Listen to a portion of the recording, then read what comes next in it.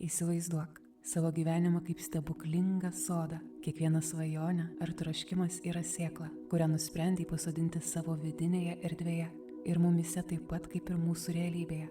Kuo daugiau atkaklaus dėmesio sodinukams skirsi, kuo daugiau jas laistysi, tuo sveikesni jie bus, tuo gražiau jie žydės. Kuomet rūpiniesi savo sodu, kai palaistai įtikėjimu, meilė, šiluma ir nuoširdžiu noru, sėklos pradeda dygti ir žaliuoti.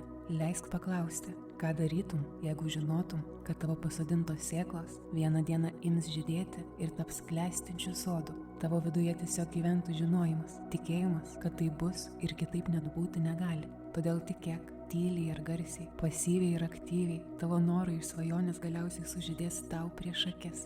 Jei tikėtum, nors ir aplinkybės vargintų, būtų nepalankios, tavo sode vis tiek tyliai kauptųsi jėga, kuri dėl tavo atkaklumo priverstų gyvenimą žydėti.